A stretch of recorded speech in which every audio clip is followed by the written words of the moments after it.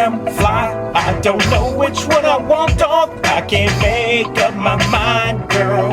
Hey, what's up, y'all? Alan Hain here, the Lawn Care Nut. Let's share a craft beer and talk a little lawn stuff. So today I'm drinking freaking awesome beer from Sierra Nevada, Fireside. Whoa, I gotta get my light in there. Anyway, it's called Fireside. It's kind of a transitional beer. So it's when you're coming out of, I drink a lot of light hoppy beers in the summer, what might be called lawnmower beers, but I like the hoppier side.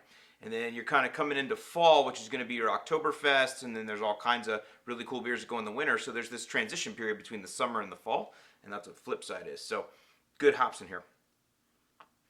All right, so I'm going to be making a video coming up here on how to treat new sod or how to care for new sod, because it's a question I get a lot.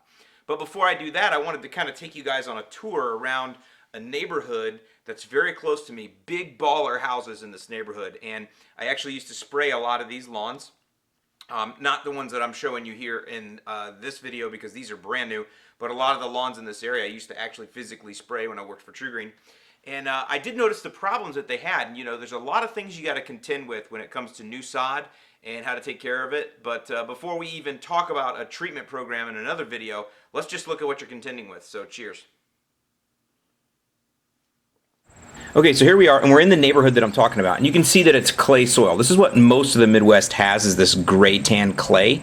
And look at what you're going to plant sod on. That's what I want you to imagine, that this is the construction garbage that's everywhere. Look at that, rocks, boulders, freaking fill for underneath the driveway, all kinds of crap. You are going to now take sod and put on top of that. So think about the tough road to hoe that the sod has, right? So now let's look at an actual lawn that was just planted within the last 2 weeks. And let's take a look. You can kind of see here like a cross section because it's next to an empty lot. And so we can kind of see exactly what that sod is contending with. So you can see the soil here in the lot next door. See how it's all cracked and hard? There's a crust on it. That's compaction, really is what that is. And that is what we're going to put the sod in. Now, most landscapers, they're going to do a finished grade first, and it's going to do as, you know, as good as possible. But still, let's take a look at the sod right next door and just look at what it's kind of growing on it. I don't know. I think this visualizes it pretty well. So now imagine that you've got sod that's in perfect conditions in a sod farm, essentially a nursery, where it's being babied and loved and cared for. And then all of a sudden, in comes a sod cutter, rips its roots right out from under it, rolls it up in a bin with all of its brothers and sisters, and then within a few days, it's smacked down in this hardcore, crusty soil with all kinds of construction debris and crap in it. And you tell me how you expect it to grow.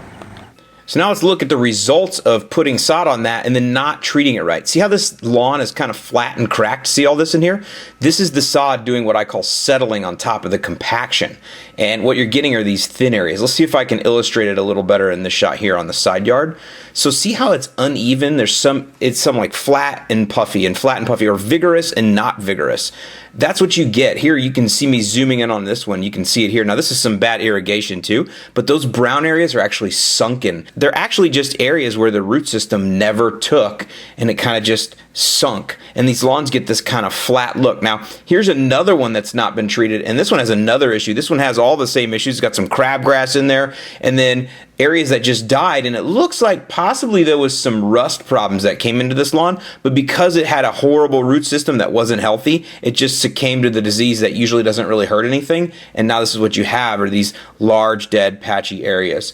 So again, it just shows how what everybody's dealing with.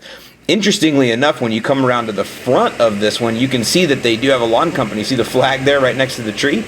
So somebody's been putting their treatments down on the lawn. We've been putting the treatments down, but you know, obviously they're not working together with the homeowner and the landscaper or whoever does the maintenance. It really takes that trifecta of communication between the homeowner and the guy or gal that mows it and the treatment company. You got to get all that on one place. There you go. You can see that new sod is going to pose all kinds of challenges, not only for you as a homeowner, but obviously for your lawn guy or your lawn gal, your lawn company, treatment or cut-wise. I mean, there's just so many things that could go wrong here, so many things that need to be done. So look forward to the next video.